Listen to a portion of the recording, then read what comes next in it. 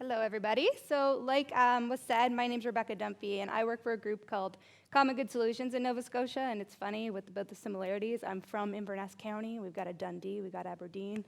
The Scots just came over and didn't get original at all.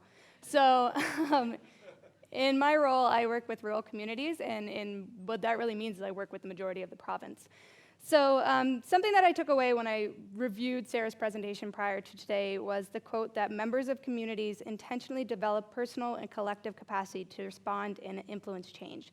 So to me, that means being proactive instead of reactive. So another thing that I kind of want to bring to the few minutes that I have today is what somebody said to me earlier this week was just naive optimism, and I think I have a lot of that. So I wanted to share a local example of what it is like to be operating in a rural community in Nova Scotia. So I am from a community called Waikagama, which is Mi'kmaq for head of the waters in the beautiful Cape Breton Island.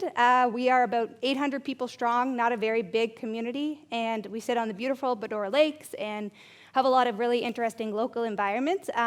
Cape Breton is becoming a really popular spot for tourism. But what comes with that, as I'm sure a lot of people around here are familiar with, are kind of prosperous pockets, and some communities may get forgotten. And then enter Waikagama. We are known as a community that you drive through. And so along with that, there are the normal challenges that come with living in a rural area. The closure of a big hit in previous years was the closure of our coal mines and our steel mills.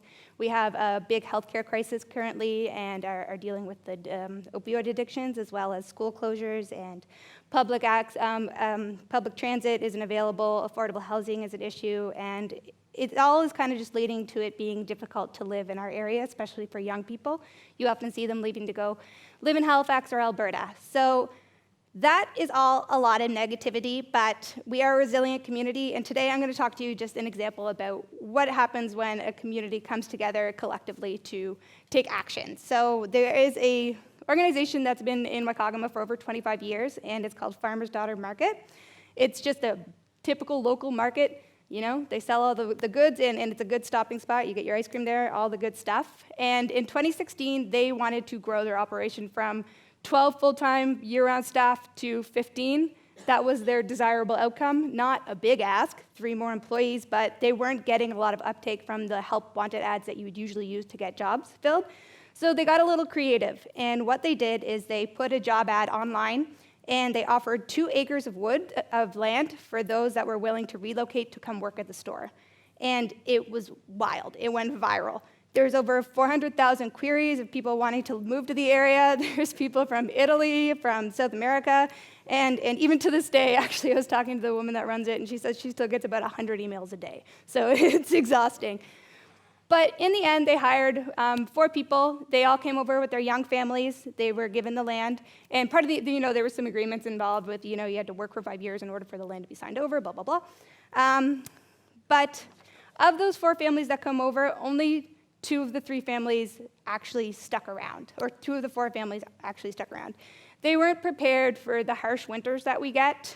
They weren't really equipped to live in a rural area. They hadn't really thought about what it takes, and they were just kind of taken by the option. But what they did see for the people that did stay was these were families that got actively involved in their community.